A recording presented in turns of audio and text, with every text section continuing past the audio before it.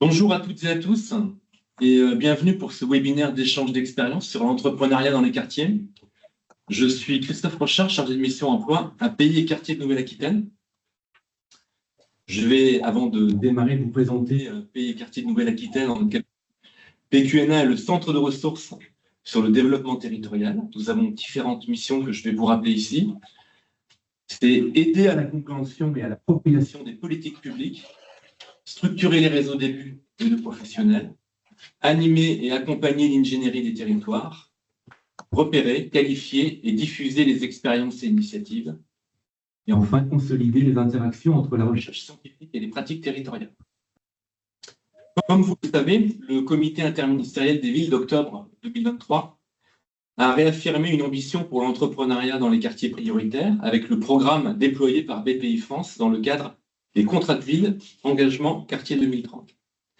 Alors que les contrats de ville tracent des perspectives stratégiques pour les quartiers prioritaires, PQNA vous propose en 2024 un cycle de travail pour accompagner les professionnels de la politique de la ville et du développement économique dans les quartiers. Ce cycle se décline en 2 temps principaux. On vous a proposé au mois de juillet un premier webinaire sur la présentation des politiques publiques qui soutiennent l'entrepreneuriat dans les quartiers. Vous pouvez d'ailleurs consulter les ressources et visionner le replay qui vous sera partagé dans le chat. Et nous vous proposons aujourd'hui, le 24 septembre, un second webinaire de retour d'expérience avec des témoignages de collectivités et d'opérateurs qui accompagnent les entrepreneurs dans les quartiers. Je vais maintenant vous parler de cette matinée. Le webinaire va se décliner de la manière suivante. Dans un premier temps, nous allons discuter ensemble des enjeux de l'entrepreneuriat dans les quartiers, de manière un petit peu générale. Dans un second temps, nous écouterons des récits d'acteurs qui sont ancrés dans les territoires et qui accompagnent les créateurs.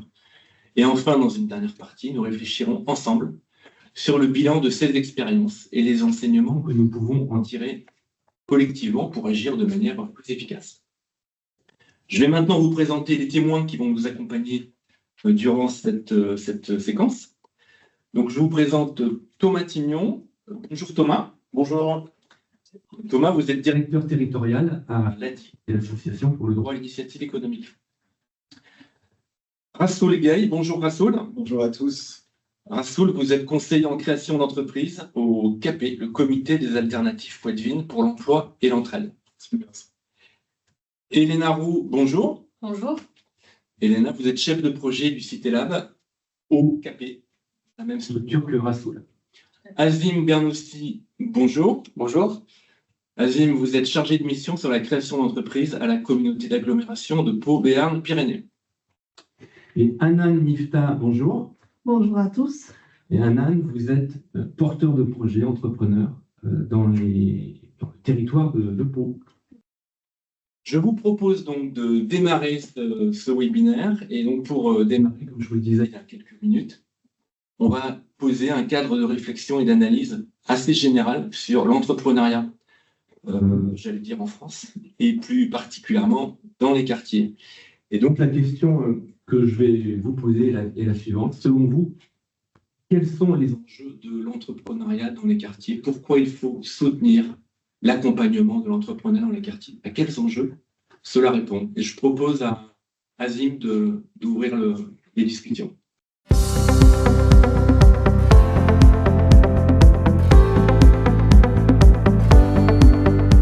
Bonjour à tous, je suis Azim, donc chef de projet CitéLab à la ville de Pau, dans 64, et j'exerce sur 2 quartiers, le quartier Saragosse et le quartier Ouse-des-Bois, quartier de la ville de Pau. Alors, les enjeux d'accompagner les porteurs de projets dans la création d'entreprises. Tout d'abord, il faut savoir que la création d'entreprise, c'est une voie possible. C'est une autre voie que la formation, que l'emploi. La création d'entreprise permet à des personnes de voir de l'espoir, de l'optimisme, dans le fait d'avoir une activité et d'apporter quelque chose à son quartier. De 2, c'est créer son emploi. Beaucoup de gens, quand ils créent leur entreprise, c'est créer son emploi. Alors, beaucoup n'en vivent pas. En tout cas, il y a une démarche qui est faite, qui est effectuée pour aller vers, pour être dans une dynamique économique de développement. Ensuite, pour beaucoup de porteurs de projets qui sont restés longuement au chômage ou qui n'ont pas fait de formation, qui sont par exemple bénéficiaires du RSA, pour beaucoup de ces personnes-là qui créent leur entreprise, mais en fait, ils retrouvent un certain statut, qui soit social, professionnel et même familial. Exemple, quelqu'un qui vend, on va dire, on prend l'exemple simple des gens qui vendent sur les marchés, ben, le fait de se lever le matin, d'aller dans les marchés très tôt, de rencontrer du monde, de parler avec les gens, d'échanger, de comprendre les gens, de revenir à la maison et que les enfants voient leur papa ou leur maman revenir du marché, ben, c'est comme s'ils revenaient du travail, ils ont de l'argent, donc ils retrouvent un certain statut qu'ils avaient perdu auparavant, qu'il soit familial, professionnel et social. Ensuite, se redore aussi le blason du quartier. Bon, on est fier d'appartenir à un quartier, c'est une identité territoriale. Et le fait de participer économiquement, de dire je suis acteur de mon quartier, acteur de ma vie, et que je veux sortir des dispositifs d'aide, ben c'est aussi redorer ce blason-là du quartier qui peut donner une image positive. Enfin, c'est lutter contre le cloisonnement des quartiers. Souvent, dans le discours qu'on entend auprès des entrepreneurs, il y a toujours le discours nous et eux. Nous, ça veut dire c'est des quartiers et eux, c'est l'extérieur du quartier. L'idée de l'entrepreneuriat dans les quartiers, c'est de décloisonner ces quartiers et que les personnes pardon, puissent aller vers l'extérieur, découvrir l'extérieur, faire des liens. Et ça, c'est hyper important pour ne créer qu'une seule voie qui serait nous, mais pas nous et eux. Enfin, je regarde le dernier élément sur la création d'entreprise, c'est mettre les personnes en mouvement. L'idée de l'entrepreneuriat, c'est que les personnes puissent devenir acteurs de leur vie, ne pas être des assistés et se mettre dans une dynamique. Si ce n'est pas l'entrepreneuriat, on va créer des passerelles pour que ce soit des formations avant d'arriver à l'entrepreneuriat, ou des emplois à mi-temps ou des emplois à plein temps avant de passer à l'entrepreneuriat. L'idée, c'est que les personnes deviennent acteurs et actrices de leur vie et être dans une dynamique. C'est ça le plus important moi, dans l'entrepreneuriat. C'est se mettre dans un mouvement, se sentir dans un... ne pas rester statique, parce que la nature a horreur du vide, et quelqu'un qui reste statique, il régresse malheureusement, alors que l'entrepreneuriat permet de donner une dynamique, une force, un espoir, une espérance, et du coup c'est rentrer dans un mouvement et de devenir acteur de sa vie. Voilà très rapidement quelques enjeux pour ne pas rester trop lent dans l'exposition. Merci Azim pour cette première intervention. Je vais proposer à Rassoul Gaï de réagir à la fois sur ce que Azim a pu dire, peut-être pour compléter les enjeux de votre point de vue, et puis peut-être aussi d'apporter une dimension un petit peu historique sur l'entrepreneuriat. Est-ce que l'entrepreneuriat a un peu évolué ces dernières années en France? C'est intéressant ce qu'a dit Azim. Je pense que si on a une vue macro de l'entrepreneuriat, on se rend compte qu'en fait, il faut accompagner les entrepreneurs sur tous les territoires. C'est vrai plus particulièrement sur les quartiers politiques de la ville, parce qu'on est confronté à une réalité économique, les taux de chômage sur ces territoires. Et lorsque on regarde un peu ce qui se passe depuis finalement à peu près 10 ans, on voit qu'il y a un pic de création en France qui a été lancé déjà en 2009 avec la micro-entreprise, mais pas que.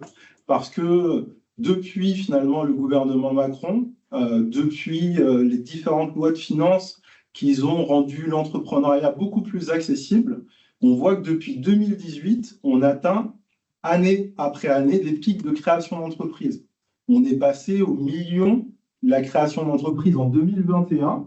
En 2022, on est aussi sur un pic un peu plus à 1,05 million créations à l'échelle nationale, ce qui n'est pas rien sur notre territoire, puisque ça doit représenter à peu près 88 000 créations d'entreprises en 2022.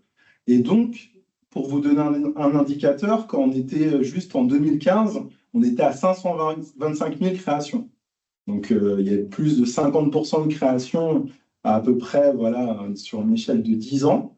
Et donc, ce phénomène-là, ça interroge tout le monde parce qu'on se dit finalement, c'est le rapport au travail qui change. On voit des personnes qui, aujourd'hui, voient l'entrepreneuriat comme une solution. Avant, lorsque entreprendre, c'était plus, souvent, on n'avait pas le choix, par contrainte.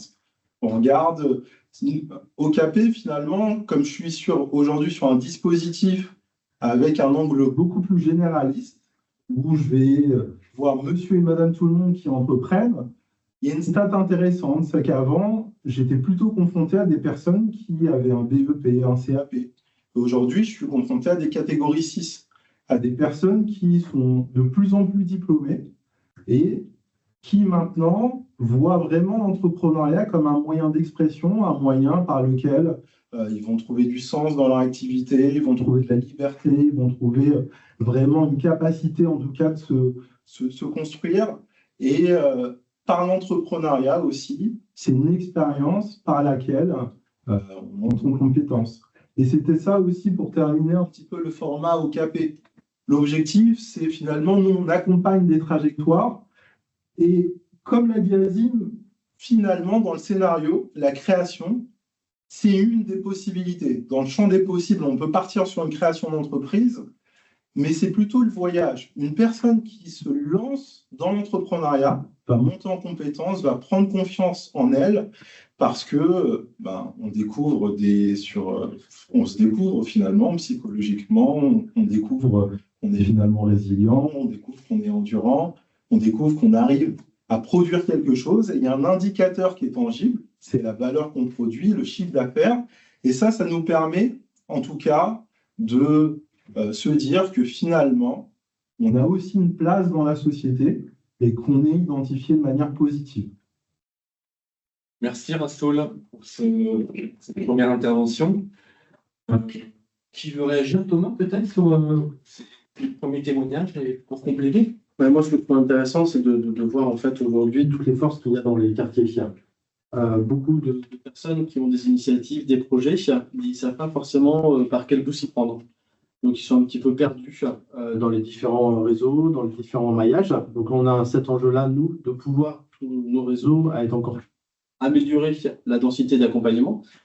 Je trouve que l'exemple qu'on a pu développer dernièrement sur les quartiers de Bordeaux, en mettant en place un collectif aussi pour entreprendre, avec la Ruche, les Déterminés ou encore la French Tech, j'en oublie d'autres, ça permet aussi d'arriver à bien coordonner les esprits et puis pouvoir aussi aller dans des sens différents et accepter aussi l'hétérogénéité des différents réseaux pour pouvoir accompagner tous les publics. Nous, à l'ADI, on défend l'idée que même sans capital, sans diplôme, sans réseau, on peut quand même entreprendre, mais par contre, pas dans n'importe quelles conditions. Donc, il faut un bon accompagnement, il faut aussi être bien financé au démarrage. Et souvent, en fait, on est face, tu disais tout à l'heure, que plus de 30% des personnes sont au chômage sur les quartiers. Donc, l'exclusion, elle est beaucoup plus importante. Donc, c'est à nous d'être aussi beaucoup plus présents. Et je rajouterais que l'enjeu d'accompagner, c'est une chose, mais le plus important, c'est d'arriver à détecter aujourd'hui, détecter les entrepreneurs qui sont en phase de création, ceux qui sont en phase aussi d'activité informelle pour les formaliser, ou ceux qui viennent de s'installer, parce qu'actuellement, dans les quartiers, mais on le retrouve aussi sur les publics les plus précarisés, on va plutôt aller chercher les conseils du voisin de palier et on va faire exactement la même bêtise, les mêmes défauts, les mêmes mauvais papiers. Et donc, à ce moment-là, il y a la détection, et après, c'est l'accompagnement administratif qui va être des fois plus important que l'accompagnement au business plan. Et ça, il va falloir que les réseaux puissent aussi s'y adapter progressivement. Est-ce que vous partagez l'analyse de Rassoul, que je vais un petit peu caricaturer, mais qui disait que finalement, il y a quelques années, l'entrepreneuriat vous l'observiez comme un entrepreneuriat par défaut, et qu'aujourd'hui, il y aurait finalement des porteurs de projets beaucoup plus motivés, qui ont la vocation cheville au corps. Est-ce que vous avez pu l'observer dans vos pratiques professionnelles? Il y a une évolution assez forte de l'entrepreneuriat, c'est-à-dire qu'avant, on entreprenait avec la vision d'aller sur le plus long terme. On fixait son projet à 2-3 ans et on les accompagnait dans cette approche-là. Aujourd'hui, en fait, l'entrepreneuriat, nous, on l'observe à l'ADI c'est l'entrepreneuriat pour essayer de développer des revenus, pour vivre, pour mieux vivre. On est face aussi, on voit que la crise de l'inflation aussi, elle a bloqué beaucoup de problématiques dans les quartiers, en dehors des quartiers aussi, mais en fait, arriver à mieux vivre. Donc, on va avoir des entrepreneurs qui vont travailler 1-2 ans, qui vont retourner sur du salariat, ou même les slashers qui vont et entreprendre et avoir un revenu salarié. Et c'est à nous aussi, en tant que réseau, de s'adapter à ces nouvelles thématiques et d'arriver à accepter en fait que ce n'est pas forcément le taux de pérennité des entreprises qui compte, mais le taux d'insertion durable. Si on fait 2 ans d'activité, on arrive à développer 1 000, 2 000 euros de revenus, on retourne vers le salariat, on revient vers l'activité indépendante, c'est aussi des formes de réalisation positive pour les entrepreneurs. Si je peux réagir aussi, effectivement, je partage mon avis de Rassoul et Thomas. Mais du coup, c'est vrai qu'il y a très longtemps, il y a une quinzaine d'années, depuis que je suis sur le poste, c'est une vision créée par défaut. On va se lancer dans l'entrepreneuriat, on va y aller, voilà, etc. On a un ami qui a créé, on a de la famille, etc. Aujourd'hui, je pense que les projets sont beaucoup plus réfléchis. Il y a quand même une projection. Il y a, comme dit Thomas, c'est vrai qu'ils veulent cumuler un emploi salarié et un emploi dans l'entrepreneuriat. Et du coup, c'est vrai que cette projection vient du fait que le monde va très vite, change très vite. Et les gens essaient de s'adapter aussi à ces mouvements. Par exemple, un exemple très banal qu'on a eu à Pau, suite au Covid, donc beaucoup de boîtes fermées, etc. On a une personne qui a saisi l'opportunité de dire, voilà, je veux créer ma boîte, Design Cove, c'est pour aller nettoyer les locaux et les véhicules. La personne voulait nettoyer le véhicule, tout le monde avait peur du virus. Lui, il a pris l'opportunité d'aller nettoyer les locaux et les véhicules des boîtes. Et du coup, il a fait un grand chiffre d'affaires suite au Covid. Bon, malheureusement, heureusement pour lui, il n'y a plus de Covid. Mais du coup, il a perdu un chiffre d'affaires. Mais l'idée, c'est un emploi qui rebondit. En fait, un entrepreneur, il doit être en veille de ce qui se passe avec son temps. Donc, pas trop en avance, pas trop en retard. Et un entrepreneur doit regarder devant et à la fois derrière, voir devant se projeter et derrière voir la concurrence. Donc, du coup, aujourd'hui, on est dans un monde qui évolue, qui est en mouvement très rapidement. C'est comment l'entrepreneur doit s'adapter et trouver son positionnement exact pour trouver sa place et bien vivre. Comment? Je veux bien rajouter quelque chose. Moi, dans mon accompagnement, je vois pas mal de jeunes qui ont des projets très sérieux, qui sont hyper débrouillards. Et je trouve qu'il y a une influence des réseaux sociaux qui est assez importante.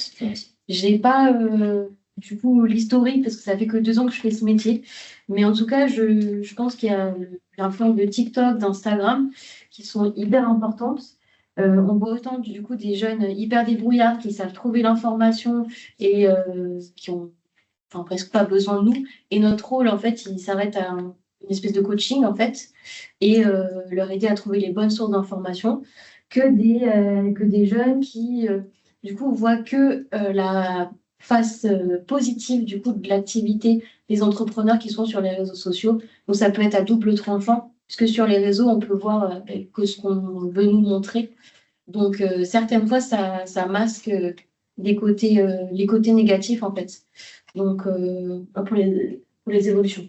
Donc l'influence des réseaux sociaux, vous la qualifiez à la fois de positive et de négative, hein, avec Ouais. Ok. Ça peut être autant quelque chose qui nous pousse à trouver l'information encore plus vite et se dire pourquoi pas moi que du coup être dans le pourquoi pas moi un peu trop facilement, quoi.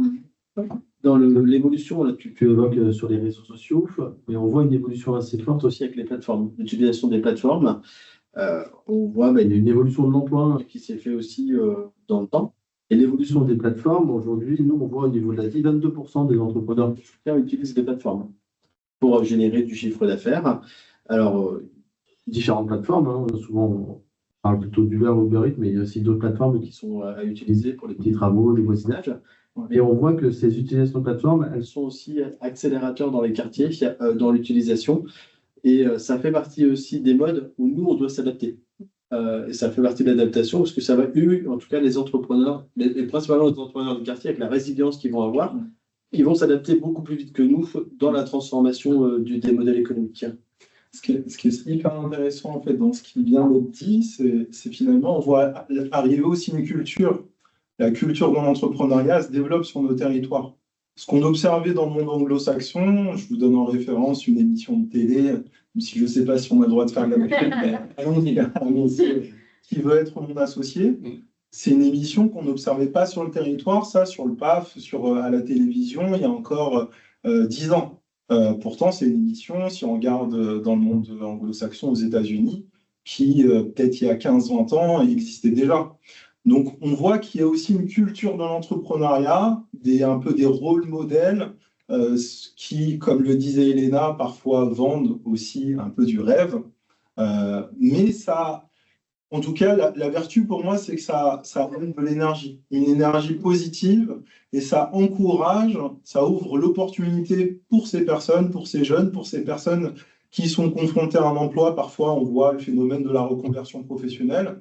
Nous, aujourd'hui, on a de plus en plus de personnes qui sont cadres, diplômés, parfois même sur des postes à haute responsabilité, qui font un choix de vie complètement différent, parce qu'ils ont envie de retrouver aussi du sens.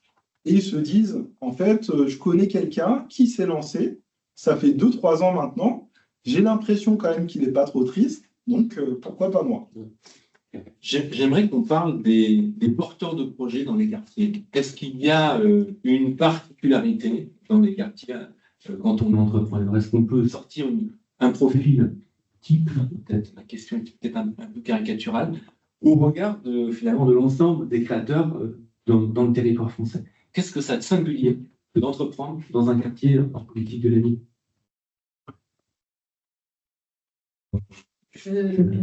Allez, Elena. Allez. Je dirais que moi, je n'irai pas sur un profil type parce que je trouve que c'est stigmatisant et ça ne me plaît pas. Mais je vais répondre à votre question. Je pense que dans les quartiers, encore plus qu'ailleurs, il y a ce côté multiculturel qui fait que on a différentes visions de voir les choses, différentes problématiques, différentes visions de la réussite. Et je trouve que nous, en tant que conseillers, notre rôle, c'est de s'adapter à ça et de faire attention à ne pas se projeter comme son avis, c'est la vision à avoir. C'est pas une vérité absolue. Donc, je pense qu'il faut aussi se projeter, essayer de se dire qu'on n'a pas les mêmes modèles de référence et de se dire que c'est OK. La personne, elle vient nous voir pour un besoin, on va y répondre et voilà. Donc, s'adapter vraiment à la personne. Complètement d'accord avec ça. Je pense qu'il ne faut pas aborder la question des quartiers comme si c'était un tout homogène. En fait, dans ces quartiers-là, il y a une diversité de profils, de populations, il y a des segments qui ne partagent pas forcément d'un point de vue économique ou d'un point de vue compétences, capacité à entreprendre, qui ne partagent pas forcément les mêmes réalités.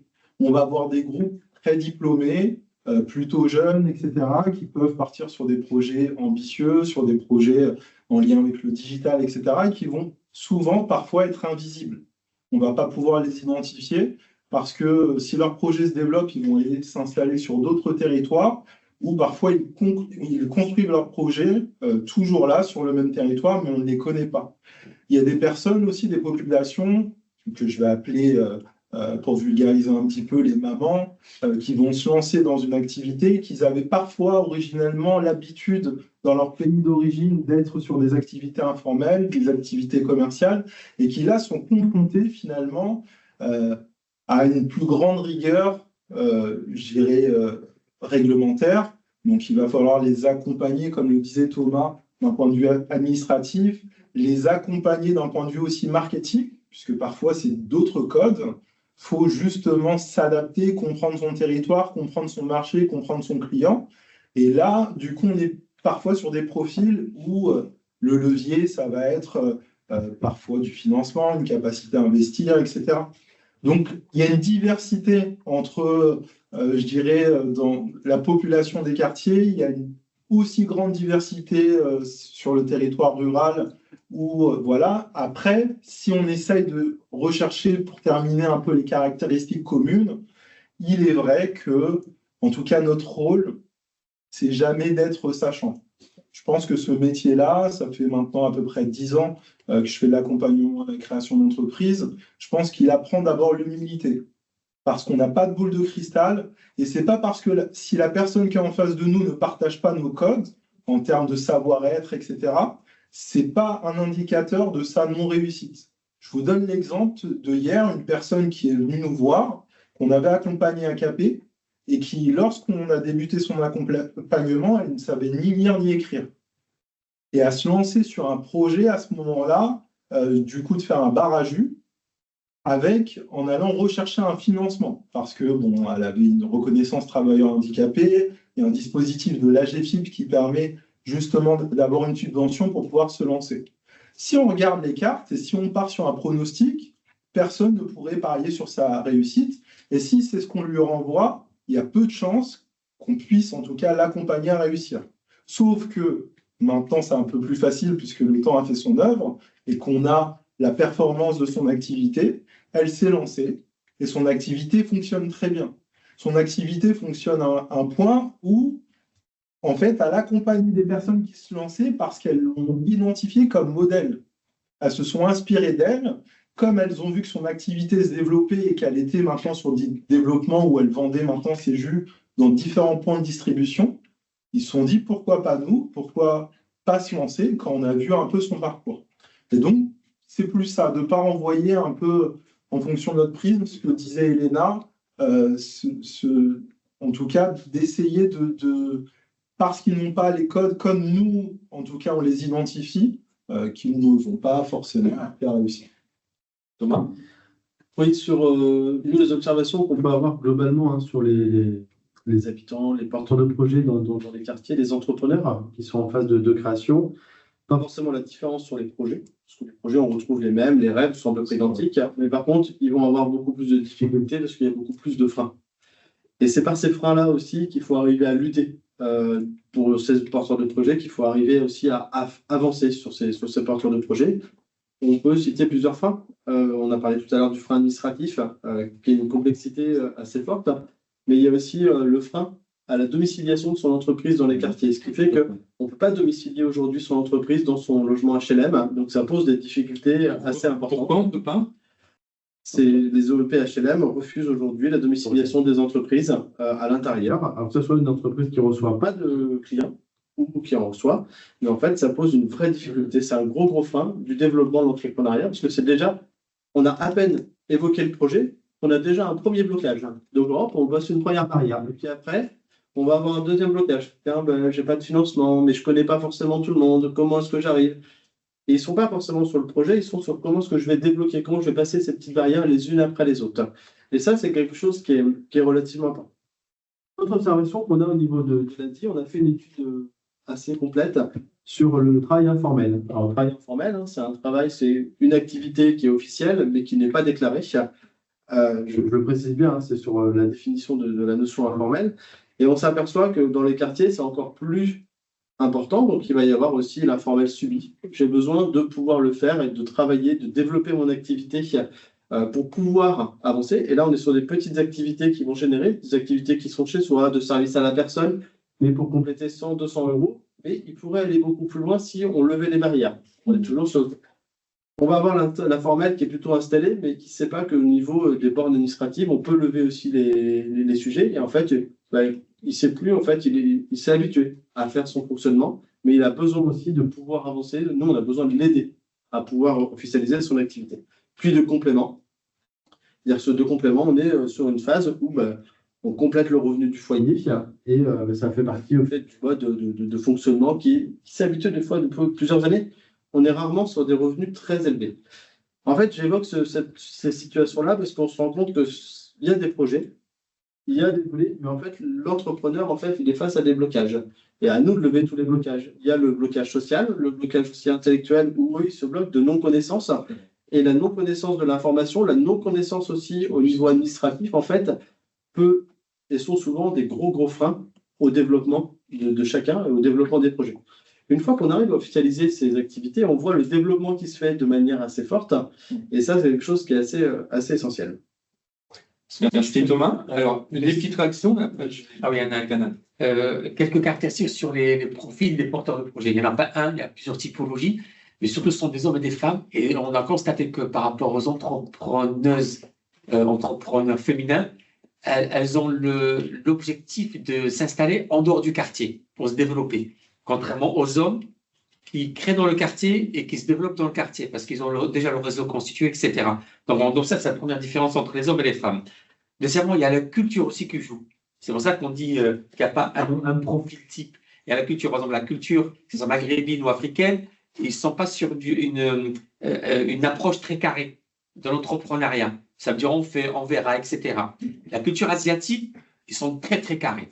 La moindre petit détail, attention, on fait attention, l'enseigne doit être carrée, 2 mètres, 1 mètre, etc. Ils sont très procédureux. Ça, il faut quand même s'adapter à cette culture. La culture aujourd'hui ukrainienne, parce qu'on a beaucoup d'Ukrainiens aujourd'hui qui sont en France, elle est différente. Elles étaient surdiplômées dans leur pays, elles arrivent en France, elles vendent sur les marchés, etc., comme les Syriens et les Irakiens.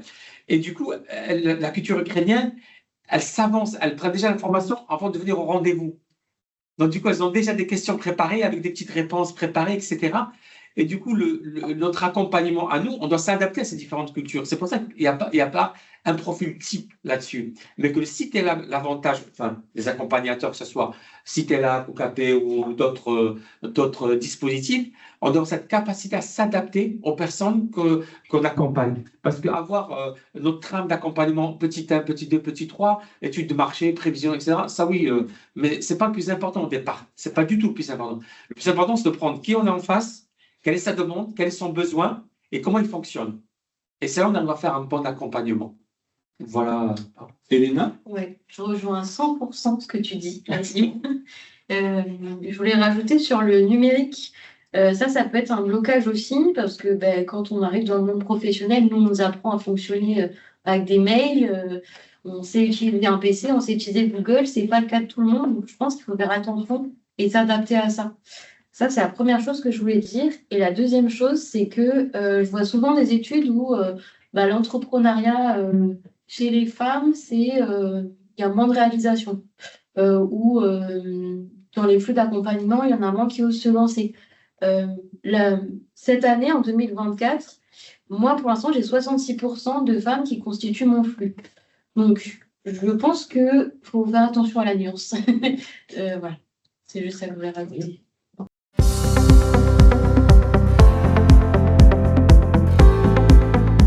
La parole à Hanan Mifta pour faire le lien avec toute la conversation qu'on vient d'avoir. Donc, je répète, vous avez donc créé une entreprise il y a maintenant, je crois que c'est 4 ou 5 ans, un salon de thé se cristallisé dans le quartier de Saragosse à Pau. Et là, maintenant, vous travaillez sur un deuxième projet. Et là, moi, j'aimerais savoir qu'est-ce qui fait dans votre vie que vous avez entrepris? C'est quoi votre moteur, votre motivation pour créer une ou plusieurs entreprises? Merci Christophe. Bonjour à tous. Hanan Mifta. Il y a 4 ans, j'ai été accompagnée par Citella, Azim, pour mon projet d'ouvrir un salon de thé avec ma sœur. Donc, je suis un peu ici pour témoigner de mon expérience avec l'entrepreneuriat. C'est vrai qu'on dit entrepreneuriat, mais là, je suis un exemple. Donc, j'ai été accompagnée. En fait, on a une idée. Entrepreneur, c'est avoir une idée, les structures qui nous entourent, en fait, comme Citella. Moi, j'ai connu Citella par l'entourage. Donc, sont là pour structurer un peu notre idée et nous aider dans les différentes étapes à concrétiser notre projet. Qu'est-ce qui m'a poussé, moi, à entreprendre? En fait, c'était pour moi, personnellement, c'était me valoriser. En fait, voilà, mon parcours personnel, en fait, m'a poussé à transmettre, en fait, à mes enfants ou à leur montrer que je suis capable d'arriver à faire quelque chose, donc à me donner de la valeur. Et voilà, c'était un peu ça, ma motivation. Et ma deuxième motivation, c'est mes enfants. La troisième, parce qu'il y a toujours des motivations, en fait, c'est gagner sa vie, évidemment. Et voilà, c'est se donner de la valeur et de l'estime de soi, beaucoup d'estime de soi. Vous aviez par ailleurs, peut-être encore aujourd'hui, une activité salariée, mais est-ce que c'est important pour vous d'être à votre compte, d'avoir une forme de liberté dans le travail? En fait, c'est le principal avantage d'être entrepreneur, en fait, c'est cette liberté de choix, de choisir, de choix, tout simplement. Et la différence entre le salariat qui nous impose, en fait, qu'on est restreint dans le choix. Et oui, aujourd'hui, je pense, enfin, j'ai cédé mon activité, en fait, quand j'avais pendant 2 ans, je l'ai cédé parce que il y avait les contraintes personnelles. J'avais mes enfants qui étaient petits, donc j'étais obligée de mettre un peu en pause. Ça ne veut pas dire que je n'allais pas recommencer, mais pour revenir en fait mieux préparée, mieux libre aussi, mieux à s'investir davantage dans mon deuxième projet et mieux préparé parce que en fait je le prends, ça a été une réussite, mais je le prends comme un brouillon en fait. Quand on entreprend, il ne faut pas avoir peur et prendre le risque en fait. Et on peut avoir plusieurs brouillons avant de réussir un exercice ou un examen. On peut avoir plusieurs brouillons, donc il ne faut pas le prendre comme un échec. Ça n'a pas été mon cas, mais bon, mais mieux préparé en tout cas pour recommencer quelque chose de sûr. Et en tout cas, il y a tout le réseau qui nous entoure en fait à mieux réussir son projet. Merci Anan. Donc, cette première prise de parole. On va terminer cette première partie. Moi, je retiens en tout cas la diversité des enjeux de l'entrepreneuriat dans les quartiers, la diversité des entrepreneurs, la profil, grande diversité, une diversité culturelle qui est une vraie richesse avec des ressorts différents suivant les cultures, et une diversité aussi des fins à l'entrepreneuriat. Et on va enchaîner maintenant avec la seconde partie. Donc, on est maintenant sur un partage d'expérience dans vos pratiques territoriales. Je vais donner la parole aux collègues de Poitiers, à Elena et Rassoul, pour en quelques minutes nous présenter l'opérateur qui est Capé, et puis les modalités d'intervention sur l'entrepreneuriat en général et dans les quartiers de Poitiers. Comment vous faites pour accompagner tous ces porteurs de projets? Elena, c'est à vous. Ok. Donc du coup, je vais commencer par vous présenter Capé rapidement. Donc Capé, c'est une structure associative qui est sur le territoire de Poitiers depuis plus de 35 ans, voire même 40, je crois, cette année, un peu approximatif. Il y a 4 activités différentes, mais ce qui les relie, c'est l'emploi, l'entraide, l'insertion. À la base, c'est un réseau des structures d'insertion par l'activité économique. Voilà, je ne vais pas m'étendre sur l'activité de Capé, mais au sein de cette structure, il y a un pôle entrepreneuriat depuis un peu plus de 20 ans, puisque Cité Lab du coup, va fêter ses 20 ans en 2025 à Capé. Je dirais ce qui caractérise le pôle entrepreneuriat sur Capé, vu qu'on est 2 conseillers et demi. C'est surtout cette proximité qu'on a avec les personnes. On essaye vraiment de... Le siège est dans le quartier politique de la ville, ce qui nous permet d'être sur le terrain. Puis on a vraiment le temps. On essaie d'être proche des gens. Voilà, c'est le temps. C'est un accompagnement généraliste aussi et de A à Z. Est-ce que tu veux rajouter quelque chose sur ton dispositif avant que... En fait, sur ce que disait Elena, je pense que ça donne le cadre. À Capé, effectivement, l'association s'est lancée en 89. Et originellement, l'enjeu, c'était de répondre à des problématiques de territoire, de les solutionner. Donc, c'est pour ça que, naturellement, finalement, les structures d'insertion par l'activité économique se sont développées, qu'il y a plus de 40 adhérents aujourd'hui dans ce réseau-là. Et qu'en 2005, donc voilà, tu faisais référence aux 20 ans, le Capé a décidé d'aller vers l'entrepreneuriat parce qu'ils ont identifié des besoins à ce niveau-là. Bon, pour avoir fait d'autres structures aussi d'appui à la création, d'avoir été dans des postures un peu plus directives, l'intérêt d'une structure comme le Capé, c'est qu'on va être vraiment accessible pour les entrepreneurs du territoire et on va avoir du temps.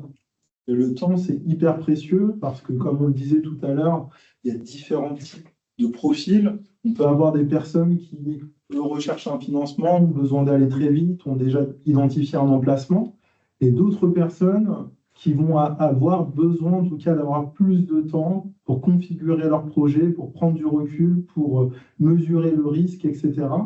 Et on n'est pas dans une pression à leur dire attendez, faut qu'on termine dans 15 minutes. On a le temps de développer avec eux et de les accompagner aussi méthodologiquement. Puisque finalement, la valeur ajoutée de notre activité, c'est d'abord de donner aux personnes qu'on accompagne un regard extérieur et aussi de les accompagner méthodologiquement, techniquement, que ce soit d'un point de vue financier, que ce soit d'un point de vue juridique, que ce soit d'un point de vue marketing, les accompagner pas à pas, étape par étape, sur tous les aspects de leur projet. Et donc, pour terminer, à Capé, en fait, il y a 2 dispositifs sur l'entrepreneuriat. On fait partie du réseau de la région Nouvelle-Aquitaine, sur le dispositif Entreprendre la région à vos côtés, qui, sur le territoire, en tout cas le groupe Envienne, a sélectionné 9 structures. Donc, dans ces 9 structures, on fait partie des structures qui sont là, justement, d'appui à la création. Mais l'ADN de Capé, c'est d'abord un ancrage territorial à l'échelle de Grand Poitiers, travailler en réseau. Donc, le porteur de projet, on va l'accompagner, mais aussi on va l'envoyer vers les autres partenaires qui sont une valeur ajoutée dans la trajectoire du porteur de projet. On a autour de la table, par exemple, l'ADI, avec qui on travaille beaucoup. Lorsque on est sur des plans de financement en dessous de 5 000, 6 000 euros, mais pas que. En tout cas, on a cet appui-là qui existe sur nos territoires. Et l'idée, c'est vraiment d'accompagner la personne pour finir, pas forcément à la création, mais sur son projet professionnel. Pour nous, l'entrepreneuriat, c'est un levier. Parce qu'on le voit en termes de stats, que même si la personne ne crée pas, dans toute cette expérience-là, elle est montée en compétences, elle a pris confiance en elle, et il y a un meilleur taux d'insertion, en tout cas, même si, par exemple, ils repartent vers de l'emploi. Donc, c'est finalement la vertu, toutes les vertus que vont produire l'entrepreneuriat sur une trajectoire. Comment vous faites pour honnêtement, aller à la rencontre des personnes sur le grand politique, en particulier dans les quartiers prioritaires?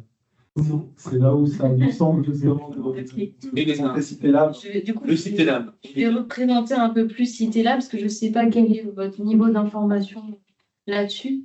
C'est un dispositif, du coup, qui est porté par BPI au niveau national et qui est porté par des structures locales un peu partout en France.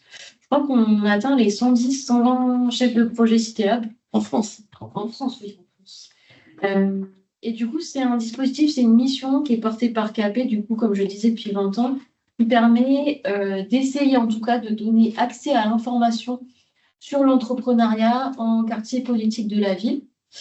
Ça passe par plusieurs missions, mais l'idée, c'est d'être vraiment une espèce de référente entrepreneuriat. Quelqu'un vers qui tous ceux qui ont un projet entrepreneurial ou qui sont déjà entrepreneurs peuvent se tourner de manière facile, rapide, accessible.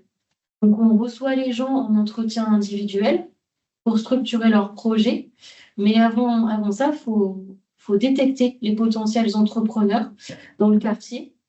Donc, on va à leur rencontre, on va se promener dans le quartier. Il y a beaucoup d'informels, donc de discussions, d'humains, en fait, pour se faire connaître dans le quartier, participer aussi aux réunions, aux fêtes de quartier pour vraiment être identifié. Faire des ateliers aussi qui peuvent intéresser les entrepreneurs pour essayer de les attirer et les détecter. Et puis leur montrer qu'on est le plus accessible possible. Et puis voilà, l'idée c'est de, quand on a fini de structurer le projet avec eux, les orienter vers tout un tas de partenaires qui sont hyper importants pour nous. Sur Poitiers, on travaille énormément avec l'ADI et l'AP au niveau des quartiers. L'AP, vous pouvez dire ce que c'est? L'Agence, du coup, pour l'égalité entrepreneuriale. Je ne sais pas si je pourrais bien expliquer. On va mettre les références dans le chat. Parfait. C'est un partenaire important à Poitiers. C'est des partenaires hyper importants parce que c'est quand même des partenaires qui sont centrés sur les quartiers. Et du coup, on partage les mêmes valeurs finalement. On se comprend, on travaille ensemble et c'est ça qui marche bien. Je travaille aussi avec d'autres structures, évidemment. Mais c'est vrai que c'est assez cloisonné les structures quartier, pas quartier, ce qui est assez dommage. Je vous propose qu'on passe à l'expérience de Pau et puis il y aura une discussion après. Azim, la présentation de la stratégie. D'accord. Donc, Cité Lab existe depuis octobre 2009, donc ça fait très très longtemps. Et au démarrage, comment on a fait pour capter un peu les gens? En fait, on a tout d'abord fait des flyers, des flyers traduits en plusieurs langues. En France, on a sondé un peu les populations qu'il y a dans les quartiers, et du coup, on a fait des flyers en plusieurs langues, en français, en turc, en espagnol, en arabe, en anglais et en portugais. Et du coup, on a distribué ça dans les quittances de loyer avec les bailleurs sociaux. Et du coup, les gens ont un taux de retour très positif. Beaucoup de retours. Comme disait Elena, ma collègue Cité Lab de Poitiers, beaucoup de présence sur le terrain. L'idée, c'est d'être identifié, d'être la première porte d'entrée dans l'entrepreneuriat. C'est-à-dire, avant de connaître les autres structures, il faut passer par Cité Lab. Cité Lab, comme il est présent dans les quartiers, il est accessible, il est présent, il se promène. Enfin, il se promène professionnellement, pardon. Donc, du coup, c'est pour capter du public et pour détecter les futurs talents de demain. Donc, l'idée, c'est d'aller vers, de discuter, d'engager des discussions informelles sur l'entrepreneuriat. Au départ, on s'attend toujours, moi, en 2009, 2010, 2011, oui, c'était pas pour moi, c'est pas facile, il faut avoir de l'argent, il faut avoir un apport, etc. Plein de clichés sur l'entrepreneuriat. Donc, du coup, nous, Cité Lab, on démystifie un peu ce chemin, ce cheminement vers l'entrepreneuriat. Et ensuite, quand on détecte et qu'on prépare un peu le projet, on cadre un peu le projet, on a un écosystème qui est hyper important, en tout cas à l'échelle paloise, comme je pense à partout en France et à Poitiers, c'est qu'on a l'ADI, on a le BGE, on a les chambres consulaires, on a la SIC, la coopérative d'activité. Et du coup, on oriente en fonction des besoins. Donc, le fait que Citélab s'appuie sur un écosystème et qu'il ait du lien important avec l'écosystème local permet de réaliser des orientations plus facilement. C'est pour ça que nous, à Pau, par exemple, on fait tous les 3 mois un petit déjeuner des partenaires. C'est pour parler de l'actualité, échanger sur des dossiers et renforcer les liens. Ça, c'est hyper important de s'appuyer sur l'écosystème local, notamment sur les financeurs aussi, comme la DI, qui est très présente sur le quartier, France Active Aquitaine, Initiative Béarn. Aujourd'hui, depuis 2 ans, à Pau, il y a un pôle ARR. Et au sein du pôle ARR, on a ce qu'on appelle un pôle entrepreneurial, où il y a des partenaires qui sont aussi dans le même local. Ce qui veut l'orientation se fait très rapidement et on est implanté en plein centre du quartier Saragosse. Donc, il y a beaucoup de monde qui vient sur du flux. On se fait des orientations très rapidement. Les rendez-vous se font rapidement. En sachant qu'aujourd'hui, un entrepreneur, il y a plusieurs typologies. Mais en majorité, on a des gens qui veulent des réponses rapides, vite, pour créer son entreprise rapidement. Donc, du coup, c'est comment répondre à ces 3 problématiques entre un financement et l'étude de marché et la projection. Donc, du coup, on a ces partenaires qui sont là pour aiguiller les porteurs de projets, pour répondre rapidement, avoir déjà un rendez-vous rapide et répondre à leurs questionnements. Ensuite, on a ce qu'on appelle, on a fait enregistrer ce jingle qu'on a traduit, qu'on a envoyé au départ, en plusieurs langues qu'on a diffusé sur une radio locale. Donc, ça tournait en boucle sur le site Citélab en plusieurs langues. Ensuite, on fait des créa-cafés, ce sont des petits déjeuners pour tout le monde, dans les quartiers Ousdewa ou Saragosse. C'est une fois tous les trimestres et du coup, c'est ouvert à tout le monde en faisant participer un professionnel de la création d'entreprise, ça veut dire un partenaire, et un influenceur du quartier qui a réussi. Enfin, qui a réussi, ça veut rien dire. Qui a créé son entreprise, en tout cas, qui pourrait être un modèle. Voilà, qui pourrait être un modèle. Travailler sur la pédagogie de l'exemple. Et ensuite, comme disait Elena, on crée des ateliers en fonction des besoins des demandes, des porteurs de projets sur les sites web, sur le pitch, sur son logo, sur le développement commercial, sur la stratégie. Donc, tous ces ateliers sont construits à partir des besoins et des demandes des porteurs de projets. Et ces ateliers sont animés par des professionnels. Parce que l'idée, c'est d'être des professionnels qui vont apporter des choses positives à ces porteurs de projets. Alors, juste un exemple sur le pitch, par exemple, on a fait intervenir une dame qui était la femme d'un général, qui a écrit des discours pour des hommes politiques. Et donc, c'était rigolo de faire rencontrer quelqu'un qui a écrit des discours pour des hommes politiques avec des personnes des quartiers. Et donc, ce qui est rigolo, c'est qu'ils ont trouvé un terrain d'entente pour elle de descendre, baisser un peu le niveau et eux prendre l'étage au-dessus. Et du coup, ça a très bien matché. Ils ont très bien écrit leur pitch et très bien pitché. Et souvent, ceux qui parlent moins bien le français, c'est ceux qui trouvent les bons mots, parce qu'ils n'ont pas assez de vocabulaire, mais ils trouvent le bon mot et qui sont le plus synthétiques et le plus clairs. Contrairement à eux qui parlent très bien français, ben, ils ont du mal à dire qu'est-ce que je veux dire, etc. Donc, ils ont du mal à trouver. Comme quoi, parfois, on a des clichés, mais on peut se tromper sur des choses. Voilà.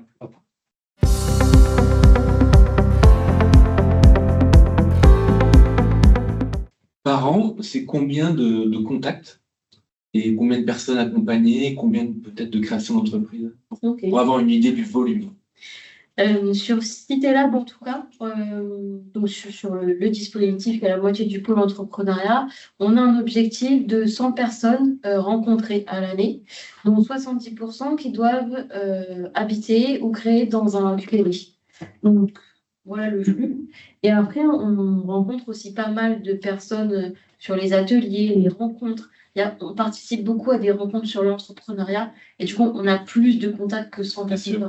Il y a des personnes rencontrées individuellement et puis d'autres dans des dynamiques plus collectives. Ouais. Et après, pour construire à l'échelle du CAP, où là, le prisme est un peu plus large parce que c'est un accompagnement généraliste, comme je le disais, on sort de l'étiquette qui a du sens, hein, l'étiquette quartier pour accompagner monsieur et madame tout le monde qui a un projet de création à l'échelle du territoire de Grand Poitiers, donc les 40 communes de Grand Poitiers. Donc, on a accompagné l'année dernière 217 porteurs de projets. On est à peu près sur ce volume-là, 200, 220 porteurs de projets par an. Ensuite, sur le nombre de créations, en fait, historiquement, on a toujours eu à peu près ces ratios-là, à peu près 30% des personnes qui créent Donc, on a eu une 57, si je ne me trompe pas, créations l'an passé. Et dans ces créations-là, c'est toujours un peu un ratio, on a une prédominance de micro-entrepreneurs. On va avoir à peu près 60% de micro-entrepreneurs contre 40% de personnes qui vont se lancer sur de la société ou sur d'autres statuts comme les coopératives d'activité d'emploi, pour faire à peu près des ratios. Après, je pense que la micro-entreprise, il ne faut pas raisonner, c'est pour juste, je rebondis sur une chose, on l'a dit, il ne faut pas raisonner par rapport au statut. Parfois, j'ai eu la question il y a 3 jours, là, en fin de semaine dernière, sur un événement où une personne me disait « Ouais, mais est-ce que les micro-entrepreneurs, ils gagnent leur vie ?»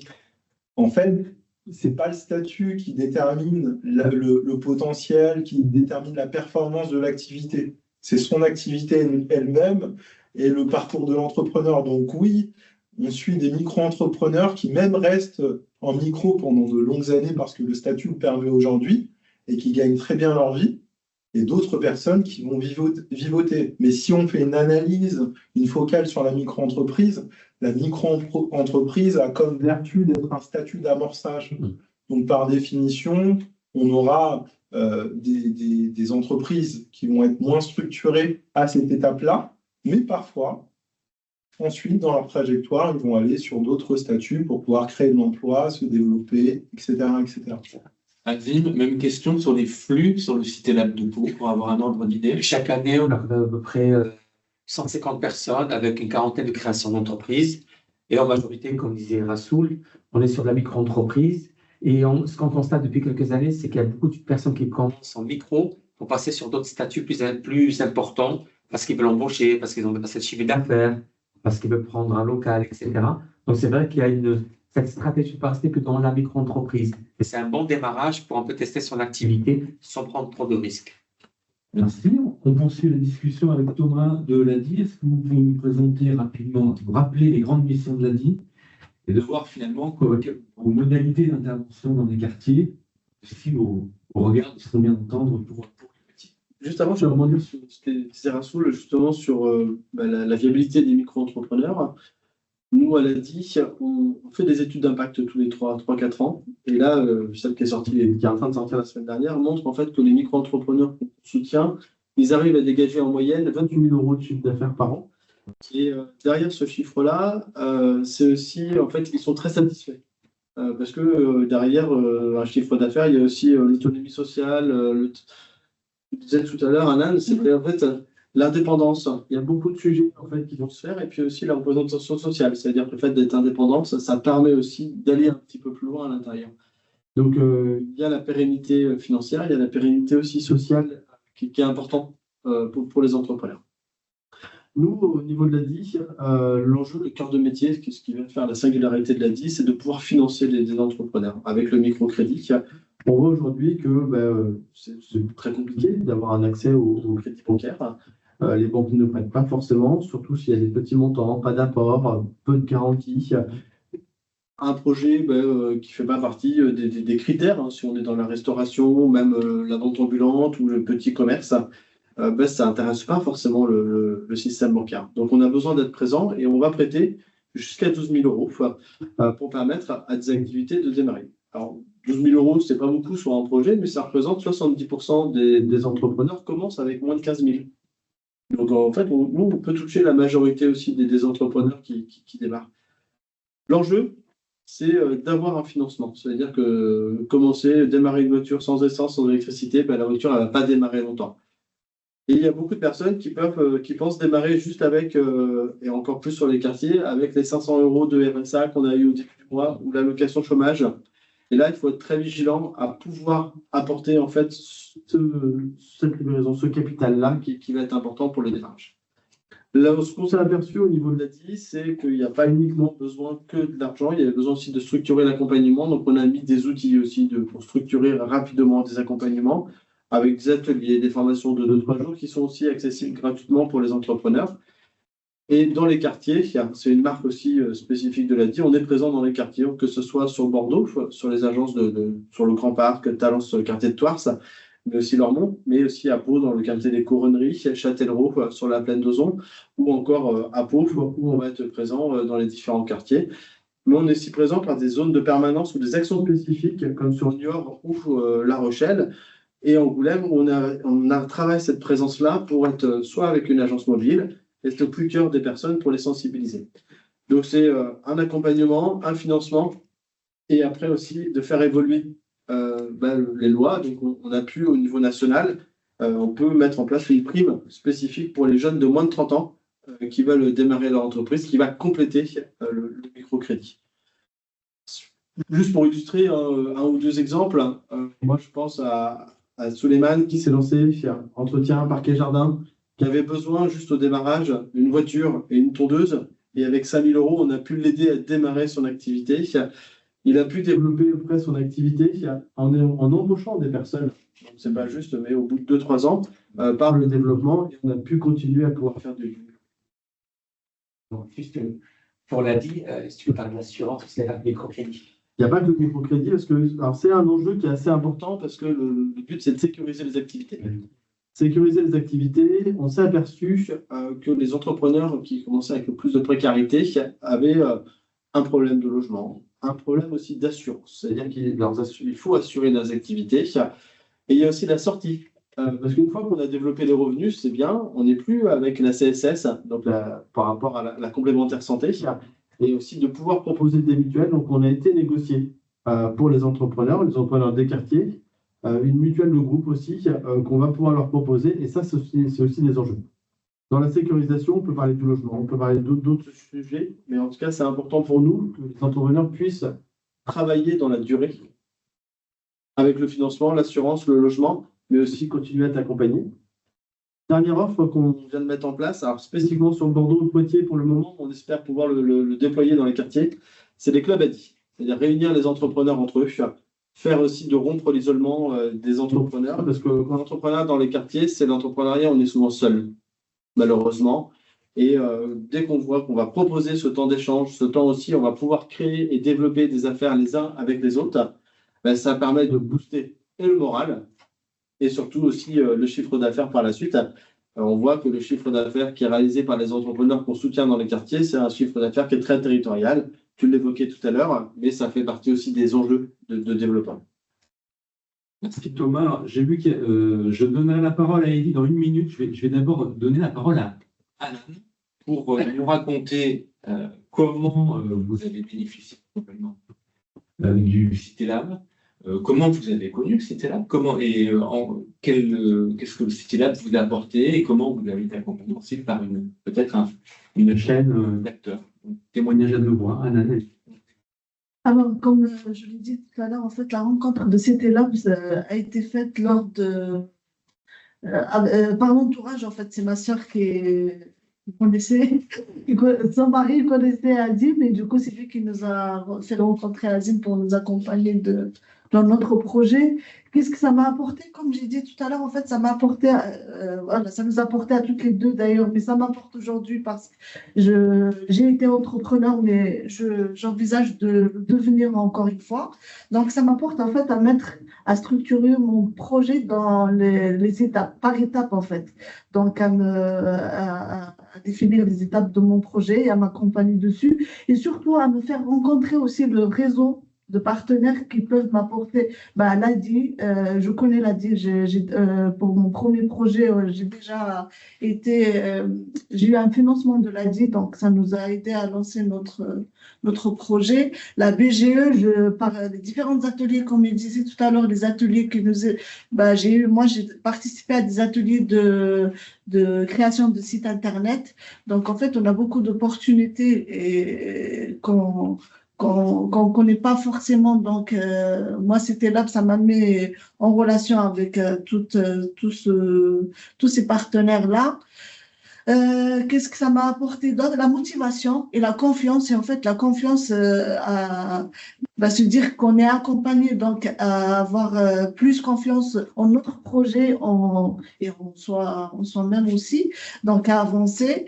Et voilà, donc, développer des compétences des compétences en fait qu'on a, mais qu'on met pas forcément en avant. Ma présence aujourd'hui en est une parce que parler devant du monde comme ça, c'est un peu difficile pour moi, mais je le fais aujourd'hui grâce à ça. Et ça va, je suis vivante, je suis pas.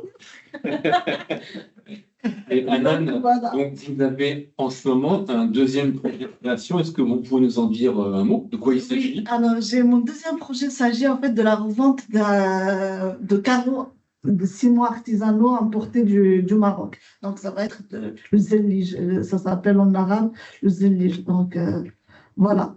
Et Azim, un mot sur l'accompagnement de ce deuxième projet. En quoi il est différent du premier? Alors, il est différent parce que bon, c'est un projet qui va pas être en micro-entreprise, qui sollicite donc de l'import, travailler sur les différentes chaînes à qui il faut vendre ici en France.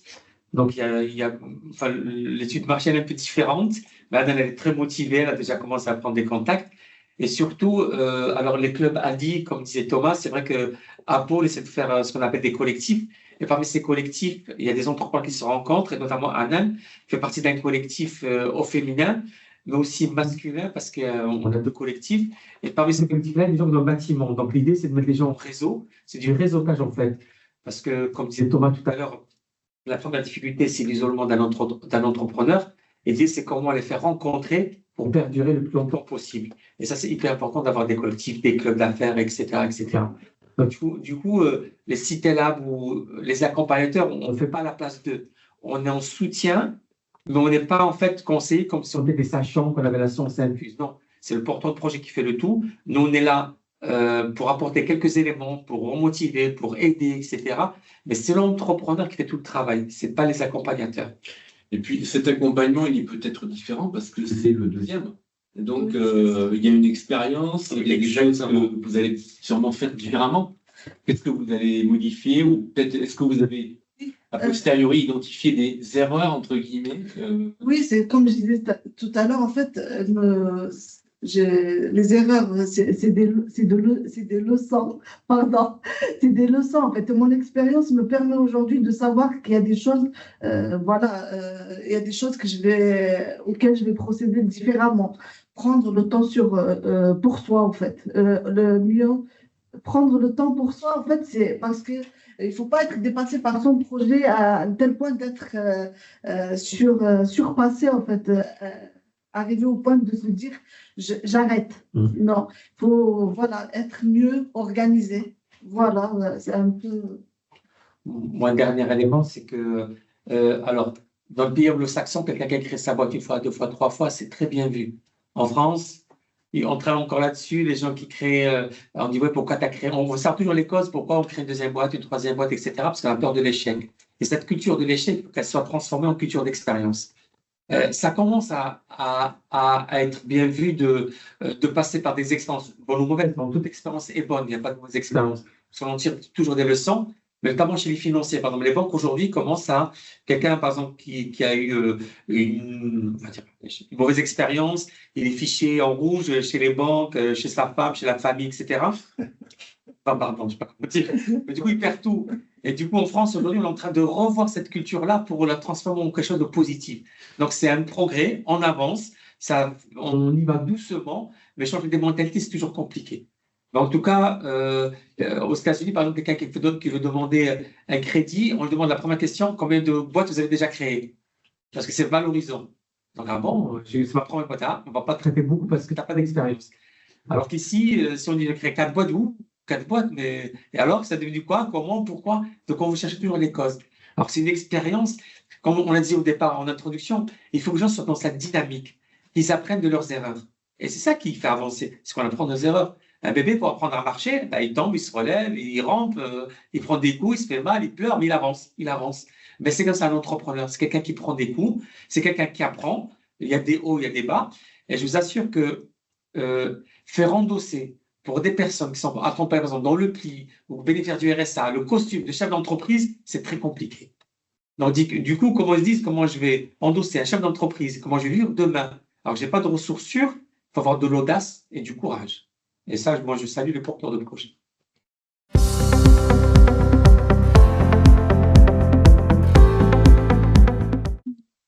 Je vais passer la parole au participant Eddy, qui a levé la main il y a un petit moment. Eddy Urtesque. Bonjour Eddy.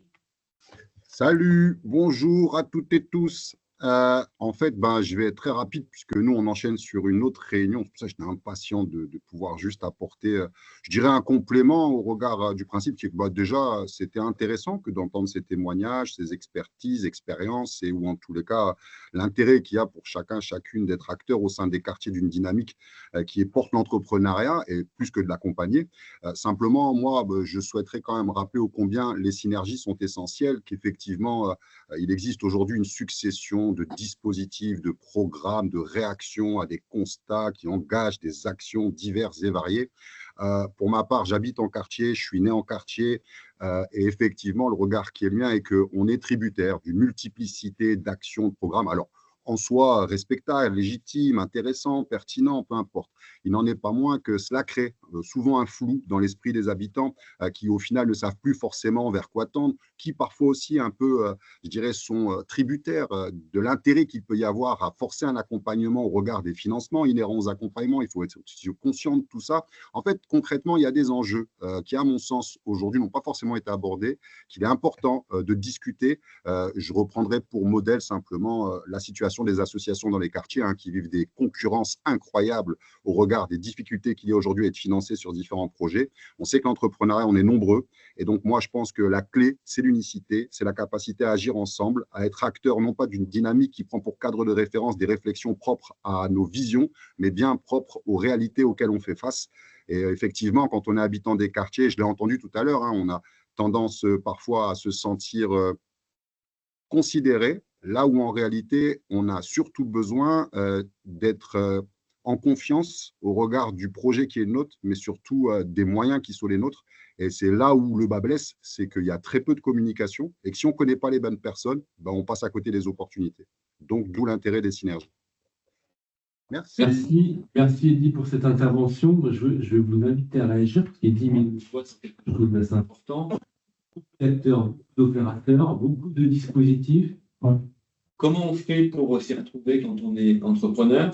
Et pour ne pas se décourager, parce que vu de l'extérieur, ce qui est un peu mon cas, parfois la cohérence, on la cherche un peu. Alors, quelle est votre réaction à ce que vient de dire Eddy? Pour ma part, je suis complètement d'accord avec ce que Eddy vient de dire. Le manque de lisibilité, le manque de visibilité aussi, on le ressent sur tous les territoires finalement. Il y a une multiplicité de dispositifs qui se chevauchent pour le porteur de projet, savoir comment s'y retrouver, quelle est la porte d'entrée. Même lorsque je me développe, quels sont les dispositifs qui sont existants et qui peuvent m'accompagner dans ma trajectoire. C'est un peu compliqué et complexe. Peut-être que CityLab est aussi un début de réponse à ça, le fait d'être finalement sur le terrain, d'être visible. Ça permet d'interagir avec une personne qui a les réponses, même si ce n'est pas une réponse parfaite. Je pense que ça, c'est plus à l'échelle finalement des collectivités, à l'échelle territoriale, à l'échelle régionale, où il faut avoir une réflexion profonde sur ces sujets-là, comment j'apporte de la lisibilité, comment ça devient simple pour qu'un porteur de projet, quelqu'un qui souhaite entreprendre, puisse savoir quel est le parcours, qui je dois aller rencontrer, comment je peux avoir un financement, comment je peux me développer, etc.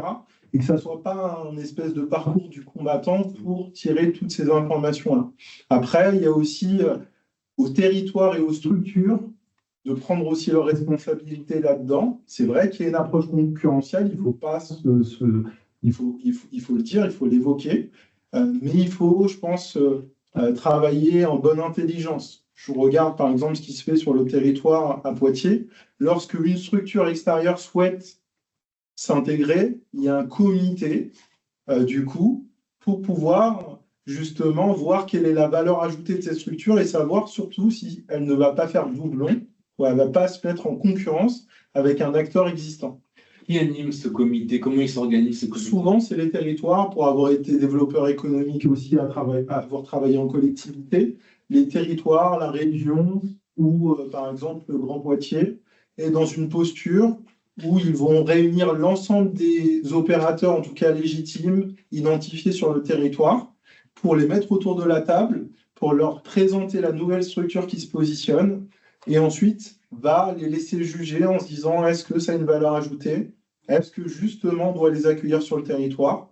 Et ça permet en tout cas de garder une synergie, une dynamique de territoire et de travailler en bonne intelligence en tant qu'acteur. Parce qu'il est vrai que si on ne travaille pas tous, en tout cas main dans la main, pour le porteur de projet, ça sont des avantages. Donc à Poitiers, il y a une mise en réseau des opérateurs qui est assurée plutôt par la collectivité. Souvent la collectivité, parce qu'elle a cette capacité à le faire, comme elle est souvent financeur de ces entités-là.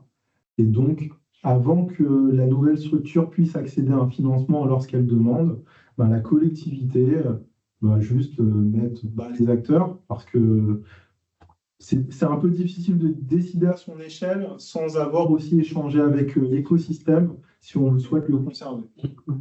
Moi, je partage avec toi justement en fonction aussi des tailles des communes.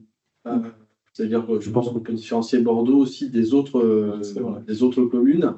La taille des quartiers, en fait, fait qu'il y a soit une multiplicité d'acteurs, soit pas suffisamment d'acteurs. On le voit, l'expérience qu'on a pu mener en faisant venir les chambres consulaires dans les quartiers de Niort pour pouvoir accompagner, ça c'est aussi un travail qui a été fait en lien avec la communauté d'agglo niortaise. De la même chose, se travailler en commun avec la communauté de La Rochelle, c'est important d'arriver à faire venir les acteurs dans les quartiers. Parce qu'il y a beaucoup d'acteurs qui se revendiquent aller dans les quartiers mais qui n'y vont pas. Tout ça, c'est aussi une autre réalité. Et moi, je pense qu'il faut aussi être vigilant sur les projets qui sont présentés. Il faut qu'il y ait quand même une insertion dans les quartiers, qu'on soit présent. C'est pas juste dire, tiens, je vais faire des choses pour les habitants des quartiers, mais il faut le faire réellement, il faut y aller réellement dans les quartiers. On a travaillé justement sur un collectif sur Bordeaux, un collectif qui n'est pas émané d'un pouvoir politique ou d'un pouvoir des financeurs. C'est un collectif où on a décidé, on en parlait tout à l'heure avec la Ruche, la French Tech, avec les Déterminés, l'ADI, les Cités Lab, d'arriver à se réunir pour pouvoir échanger ensemble sur nous aussi, comment est-ce qu'on voit les choses dans les quartiers. Arriver à pouvoir se coordonner. Depuis un an, ça fait quand même une sacrée richesse parce qu'on peut avancer différemment ensemble et je trouve que c'est vraiment un plus aussi dans la manière de faire. Ça sera un plus aussi dans la manière de répondre collectivement. Mais on voit que dans ce collectif, il y a vraiment des acteurs qui sont vraiment présents. C'est ceux qu'on voit dans les quartiers. C'est pas ceux qui proposent juste des projets. Et des fois, ça crée du flou. Parce que quand on dit, tiens, mais moi, je vais faire ça dans le quartier, mais en fait, on ne le fait pas. Pour le financeur, il a l'impression de quelque chose qui est fait, mais dans la réalité, ce n'est pas réalisé. Donc, c'est aussi d'arriver à trouver la bonne coordination. Rajouter. Ouais. Vas-y. Je tenais juste à rajouter que je trouve que c'est important en tant que Cité Lab ou de conseiller. Je trouve que c'est notre travail de travailler à cette lisibilité, en tout cas d'expliquer aux porteurs de projet, aux entrepreneurs. Cette structure, elle sera là pour toi sur ce champ-là. Celle-là, non, elle ne va pas pouvoir t'aider là-dessus. Et de travailler vraiment à une cohérence du parcours, que ce soit hyper fluide et que ce soit en termes de feeling avec un conseiller, mais en termes de compétences de la structure derrière, vers qui on va orienter. Et c'est hyper important pour moi de travailler à cette fluidité pour pas que la personne, on la perde en route, en fonction vraiment du besoin de la personne. Et il n'y a que vraiment en l'écoutant la personne qu'on va comprendre ce dont elle a besoin. Je pensais notamment à notre collaboration avec l'ADI à Poitiers. En fait, notre collaboration, elle est tellement facile. Je vais tous les mercredis faire une permanence aux couronneries chez l'ADI, ce qui fait que la communication est facile, que la personne, elle arrive à l'ADI ou au CAP, de toute façon, elle trouvera l'écoute et elle trouvera la façon d'être dirigée. Voilà. Donc, tout ce qui a été dit, moi, je souscris à 100%. Mais la question qu'on doit se poser, c'est, je pense qu'il faut réinventer un nouvel accompagnement. Pour moi, il faut se questionner là-dessus. Parce que faire la même chose depuis 20 ans, c'est des structures qui font le même travail depuis 20 ans, 30 ans. Les gens ont changé, les besoins ont changé, les demandes ont changé. Je pense qu'il faut qu'on se réinvente. Et je pense que, voilà, c'est une question qu'on doit se poser vraiment à toutes les structures au-delà de la synergie. Je donne la parole à Élodie Alice Bonafou de la Paix. La voilà, la Paix. Bonjour. Bonjour. Bonjour à tous. Donc, Élodie Bonafou, je suis chargée de développement à l'Agence pour l'égalité entrepreneuriale. Ça tombe bien que vous me donniez la parole juste après l'intervention de monsieur qui parlait depuis une vingtaine d'années d'accompagnement. Donc, nous, notre structure, elle intervient après vous. Donc, on se connaît bien effectivement avec Elena et Rassoul. On est sur le même territoire de Poitiers. Et nos 2 agences sont implantées en fait dans les quartiers politiques et quartiers prioritaires de la ville.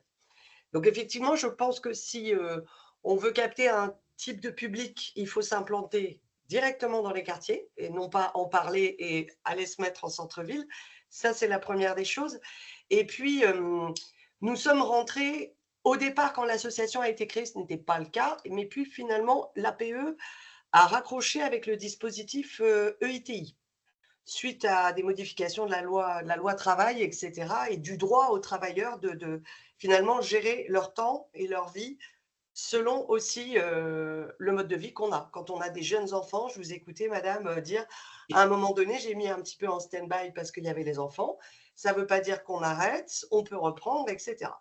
Donc, les avantages de l'auto-entrepreneuriat, on a tendance à les voir assez vite. J'écoutais Elena parler des réseaux sociaux aussi, particulièrement pour la création chez les jeunes. Et c'est vrai, on voit tout ça. Donc, nous, ce qu'on s'est dit à l'APE, c'est qu'avec ce dispositif EITI, 5e pilier des SIAE, donc une structure par l'activité économique sur l'accompagnement des travailleurs indépendants, c'était d'arriver après la création et de proposer 2 ans d'accompagnement avec un pass IAE.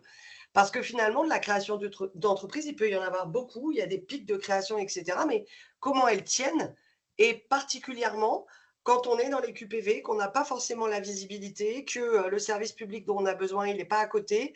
Enfin, voilà. Pour moi, tout l'accompagnement qui est proposé aujourd'hui par des structures comme CitéLab, VGE ou autres qui existent, fonctionne quand même pas mal, même depuis 20 ans. Mais c'est l'après. Si on veut changer, il faut qu'on arrive en fait à travailler en réseau et à accompagner jusqu'au bout, jusqu'à temps que la personne ait eu le temps de déployer ses ailes. Et ce qu'on a fait aussi, en tout cas dans les métiers du bâtiment à l'APE, c'est aussi d'être tiers de confiance, de répondre à des appels d'offres, à des marchés publics. Alors ça s'est fait sur le bâtiment, mais ça pourrait se faire sur beaucoup d'autres types de marchés publics, afin que la puissance publique des collectivités ne soit pas que dans la subvention ou autre, mais aussi dans la prise de participation, en fait, des personnes issues des QPV, des entrepreneurs, et pourquoi pas, allons plus loin, des zones rurales, des agriculteurs, etc. Donc, il y a cette rencontre, effectivement, qui doit se faire entre collectivités, nous, structures qui accompagnons ces travailleurs indépendants, afin que ça soit solide, que ces personnes non seulement créent un emploi, mais créent également des richesses sur le territoire. Et pour moi, la boucle est bouclée. Voilà. Maintenant, le dispositif d'entreprise d'insertion et d'accompagnement des travailleurs indépendants est encore à titre expérimental au niveau du gouvernement. Il n'empêche que les EITI, aujourd'hui, on est à peu près au nombre de 12-13 sur le territoire national. On a monté un collectif en fait de travail parce qu'on croit vraiment que cette structuration, elle permet en fait de rendre plus solide au bout du bout ces entreprises-là sur les QPV. Voilà. Merci Elodie. Je vois une question dans le chat qui fait un peu le lien avec ce que vous dites. Est-ce que, adresse à tous les participants, il vous arrive de réorienter des personnes dans leur parcours vers des structures d'insertion? Oui. Ouais, ça fait partie de votre quotidien ces temps-là. Il y a des porosités, des passerelles. Le réseau, ça découle finalement de son ADN, pour le CAPE en tout cas, parce que le CAPE, comme je le disais d'abord, est un réseau de structures d'insertion par l'activité économique. Donc à partir de là, il y a des porteurs de projets qui sont issus de ce réseau, qui nous sont envoyés pour les accompagner en tout cas dans leurs projets respectifs. Et aussi, on travaille, comme je le disais, la finalité, c'est le projet professionnel. On va travailler avec le réseau sans y voir de la concurrence. Parce que maintenant, si j'ai une personne, moi, qui souhaite apprendre le métier, je vais regarder qui peut lui apprendre le métier. Si c'est dans le bâtiment, l'artisanat, etc. Donc, en fonction de la trajectoire de l'entrepreneur, naturellement, on va identifier la bonne porte de sortie. Il y a tous les liens sur tout ce qui va être connexe. C'est-à-dire que on est vraiment sur le projet entrepreneurial, mais on va aussi faire attention. On parle des freins à la garde d'enfants. On a parlé tout à l'heure des freins au logement, aussi l'accès aux droits.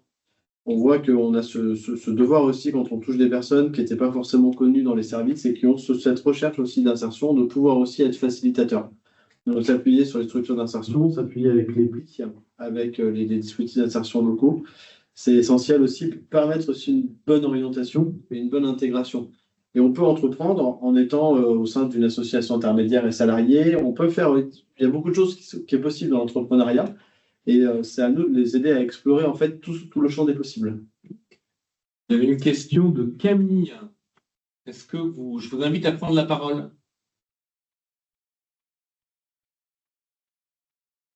Merci de me donner la parole, mais en fait, ma question a été répondue. Vous avez répondu à ma question avant, donc c'est bon. Je n'ai plus de questions. Merci. J'ai une question. Quel frein périphérique identifiez-vous majoritairement dans les échecs de parcours? Quand il y a un échec, est-ce que vous arrivez à qualifier est-ce qu'il y a souvent les mêmes raisons qui reviennent? Moi, je reprends tout ce que dit Aline, mais surtout beaucoup d'expérience. C'est-à-dire on est d'accord. On gagne de l'expérience. Après, il y a des difficultés. Dans les principales difficultés, on voit sur la première expérience, on est parti un petit peu la fleur au fusil, sans financement, sans rien, et très vite, en fait, quand on veut vendre sur les marchés, par exemple, c'est bien d'avoir du stock. Parce que si on n'a pas de stock, voilà, c'est compliqué de pouvoir vendre. C'est quand même le principal frein, c'est que les gens partent sans financement, mais ils ont peur. Parce qu'ils n'ont pas forcément d'apport personnel, ils ont peur d'emprunter. Et dans toutes ces peurs-là, en fait, ça crée aussi des zones d'échec où c'est beaucoup plus long pour pouvoir démarrer. Moi, je me souviens de l'expérience de quelqu'un qui voulait faire de la livraison à vélo, mais en fait, il n'avait pas de quoi acheter le vélo électrique. Donc, il dit, pour l'instant, j'économise sur mon RSA 40 € par mois pour pouvoir acheter mon vélo. Donc, il y a peut-être des solutions aussi plus rapides qui peuvent être mises en place. Et il faut arriver aussi à la démocratiser un petit peu plus. L'autre frein, ça va être la rencontre aussi face au marché. C'est-à-dire qu'il faut trouver des clients. Donc, souvent, on est face à des entrepreneurs qui savent très, très bien entreprendre. Ils connaissent leur métier. Ils ont une grande connaissance du métier et ils vont pouvoir développer. Par contre, ils ont beaucoup de difficultés sur la démarche commerciale. Donc, faire rencontrer leur valeur, leur proposition de valeur avec des clients. Et ça, c'est aussi un frein important. C'est-à-dire qu'on peut être le meilleur cuisinier du monde. Mais s'il n'y a personne pour manger ce que vous faites, ça ne va pas être intéressant pour beaucoup. Et ça fait partie des débuts. Et le dernier, ça va être, on retrouve, c'est des personnes qui s'associent à plusieurs. Ils pensent que c'est bien beau de faire un projet collectif, mais on se rend compte que derrière un projet collectif, entreprendre ensemble, c'est aussi comme un mariage, mais c'est des fois un peu plus compliqué à pouvoir aussi ressortir. Et on voit que ces associations, qui sont souvent des associations, parce qu'on a discuté sur le bord d'un comptoir, elles ne vont pas beaucoup plus loin. Donc, ça fait partie des zones d'échec. Mais c'est aussi, comment est-ce qu'ils apprennent aussi, ils avancent, ils retrouvent, ils peuvent avancer. Donc, c'est aussi les expériences qu'ils vont avoir. Nous, ce qu'on observe, c'est qu'aujourd'hui, 35% des entrepreneurs qui s'installent avec nous, en fait, sont des gens qui ont déjà créé auparavant. Ils ont déjà une première expérience. Et ça, c'est aussi intéressant de voir aussi la démarche aussi. On peut réitérer, on peut faire d'autres projets et on peut avancer collectivement. Et un dernier élément, Vas-y. Un dernier élément, c'est aussi, quand on parlait tout à l'heure de l'isolement, c'est que les gens ne s'inscrivent pas dans des réseaux. Et ça, c'est vraiment le plus important parce qu'en amont de la création, il y a beaucoup de structures qui accompagnent. Mais après, très peu de structures accompagnent les créateurs d'entreprise. Tout à l'heure, Madame de la Paix, et du coup, ce n'est pas présent dans tous les territoires. Donc, du coup, post-création, parfois, les entrepreneurs trouvent des freins à ne pas trouver des réseaux, pas d'accompagnement post-création. Et souvent, ils restent sur une activité qui dure sur 1 an, 2 ans, mais comme ils ne se développent pas, ils s'arrêtent. Donc, c'est un peu dommage. Très rapidement, mais c'est pour ça que la région Nouvelle-Aquitaine a mis en place, juste pour répondre à cet élément-là aussi, maintenant du suivi d'entreprise sur les 3 premières années de création. Ce suivi d'entreprise, on le voit, il est de plus en plus demandé. Toute personne qui se lance, il y a une multiplicité de rendez-vous au début, parce qu'on se rend compte, comme il a été dit ici, oui, en fait, c'est difficile de vendre. Comment je fais? J'avais pensé que j'allais faire sur mon prévisionnel 48 000 € de chiffre d'affaires, mais pour en faire 5, déjà, c'est un peu compliqué. Donc, il y a déjà accompagné à vendre. Il y a aussi s'installer. Finalement, on m'a parlé de l'ACRE, c'est quoi, comment je fais pour voilà, trouver un local, etc. Donc, il y a cet accompagnement, finalement, sur les 3 premières années qui est essentiel pour beaucoup d'entrepreneurs. Et parfois, c'est là où ça se joue, le fait d'avoir de la réactivité. Et parfois, de répondre à des questions très basiques, très simples, ça rassure. Ouais, je veux bien rajouter quelque chose. Je suis d'accord avec absolument tout ce qui a été dit. Je pense qu'il y a des points, notamment le fait que les entrepreneurs soient déjà immatriculés. Des fois, du coup, elles ont du mal à trouver un accompagnement. Le CITELAB peut accompagner les entrepreneurs des QPV, mais c'est vrai que c'est un peu compliqué quand l'entrepreneur n'est pas dans un quartier pour trouver quelqu'un qui puisse le suivre. Alors que des fois, il faut reprendre le projet dès le départ. C'est pas parce qu'il est immatriculé que tout est fait. Il y a aussi des freins, je vois, sur le commercial, pour reprendre ce que tu disais, Thomas, les réseaux sociaux, même le fait de trouver quelque chose de vendable, en fait, je sais pas comment dire, de transformer un produit, transformer son offre ou son savoir-faire en un produit qu'on peut vendre. Ça, c'est vraiment quelque chose que je remarque. Et je dirais qu'il faut, je pense, faire attention à ne pas enfermer les habitants des quartiers dans que des freins. À mon avis, ce ne sont pas que des freins périphériques, c'est des humains et bon, il y a certes freins, mais qui ne sont pas que dans les quartiers. Et dans les discours, des fois, on entend un peu souvent trop ça.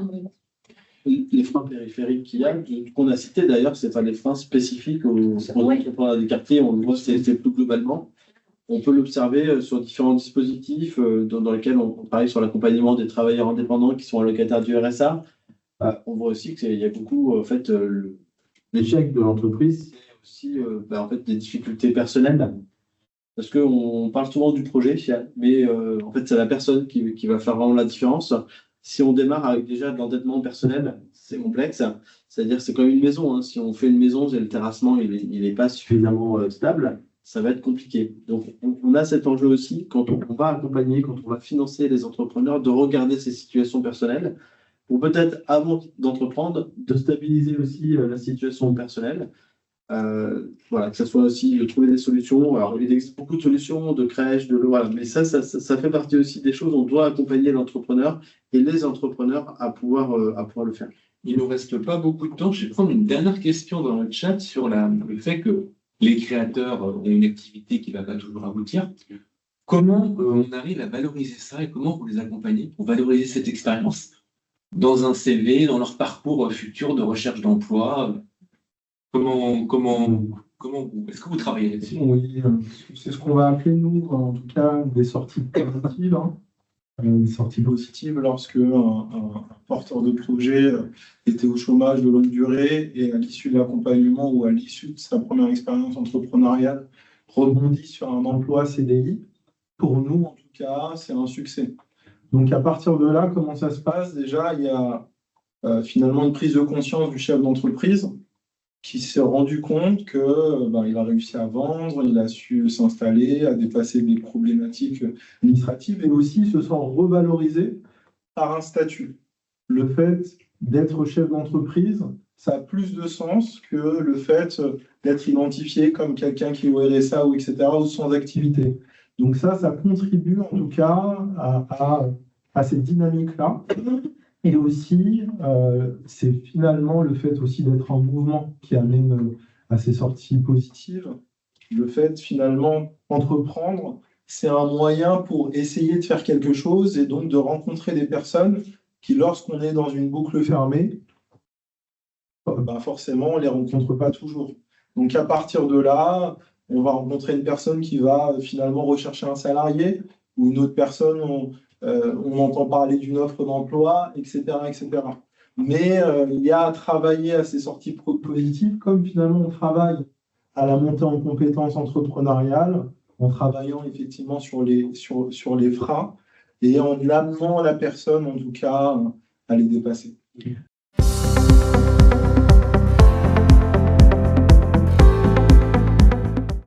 Je vais terminer, je vais changer ma modalité d'animation, mais finalement, Le dernier tour de table, ce serait plutôt pour vous demander qu'est-ce qu'il faudrait faire pour améliorer l'intervention collective de tous ces opérateurs, des collectivités, pour que finalement on accompagne mieux, peut-être plus, mais mieux, tous les porteurs de projets dans les quartiers. Je vais commencer par vous, Anna.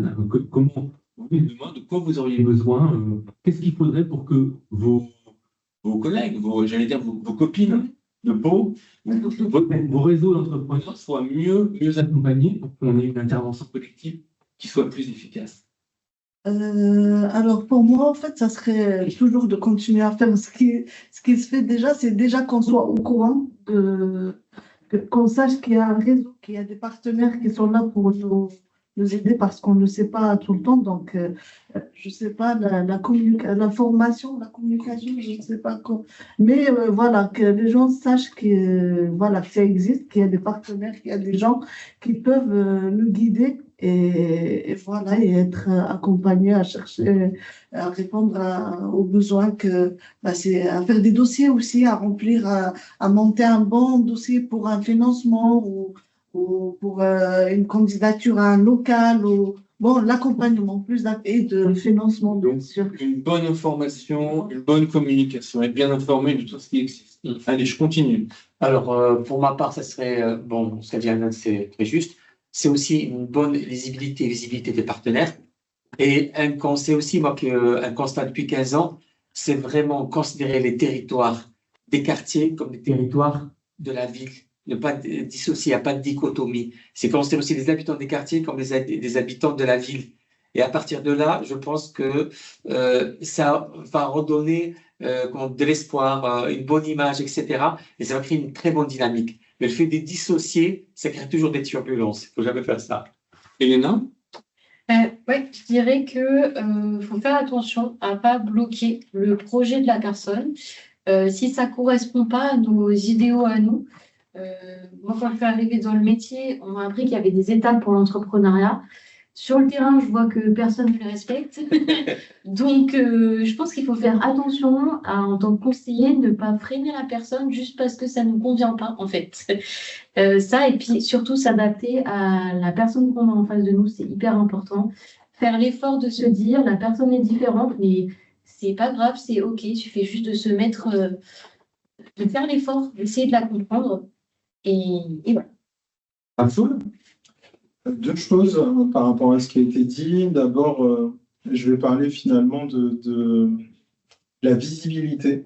Il y a une action, par exemple, qui a été menée. Je vois qu'il y a Issa Candila qui est connecté sur le territoire de Châtellerault, qui est parti identifier des personnes issues du quartier qui avaient eu une trajectoire professionnelle positive.